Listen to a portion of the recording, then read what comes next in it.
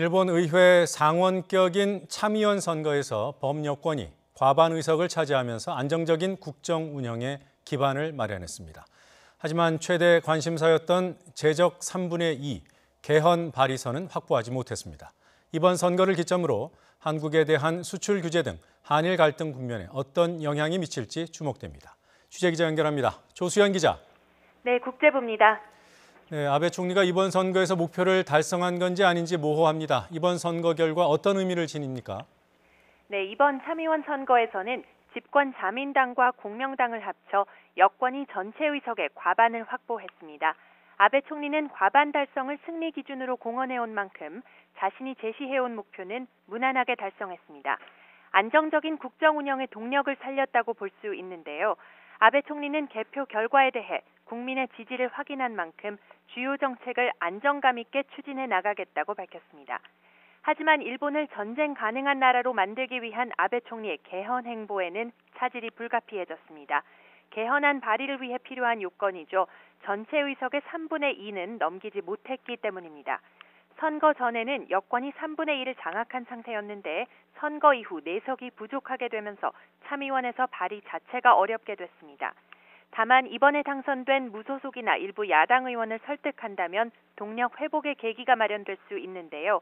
아베 총리는 어젯밤 현지 방송에서 야권에도 개헌 논의의 필요성에 공감하는 의원들이 있다며 적극 호소해 나갈 뜻을 밝혔습니다. 네, 무엇보다 이번 선거 결과가 한일 관계에 어떤 영향을 미칠지 주목됩니다. 어떤 전망들이 나오고 있습니까? 네, 아베 총리는 선거 결과를 통해 기존 정책들에 대한 국민의 지지를 확인했다고 자평하고 있습니다. 한국에 대한 수출 규제 조치도 그중 하나라는 건데요. 특히 선거 운동과 맞물려서 단행되면서 최근에 가장 부각되어 온 경제 정책으로 꼽힙니다. 때문에 당분간은 제재 완화나 철회 같은 방향의 변화는 없을 가능성이 크다는 게 대체적인 전망입니다. 다만 선거 이후로 일본 야권의 움직임이 변수가 될 수 있습니다. 아베 정권에 맞서 연합한 5개 야당은 선거 전국에서는 한국 수출 규제에 대해 말을 아껴왔지만 기본적으로는 반대 입장을 표명했는데요. 한국에 대한 아베 내각의 강경 기조에 반대의 목소리를 높이며 제동을 걸 수 있다는 관측이 나옵니다. 자, 선거를 마친 아베 정부, 한국에 대한 경제 제재와 관련해서는 어떤 움직임이 예상되고 있죠? 네, 일본은 우리나라를 화이트 국가 명단에서 제외하는 절차를 밟고 있습니다. 전략물자 수출품에 대한 우대 대상에서 제외하겠다는 건데 1,100개에 이르는 품목이 영향받을 것으로 보입니다. 일본 정부는 오는 24일까지 의견 수렴 절차를 마무리한다는 방침입니다. 그 뒤에 가기 의결과 일왕의 공포를 거쳐서 이르면 8월 중하순에 시행될 가능성이 있는데요.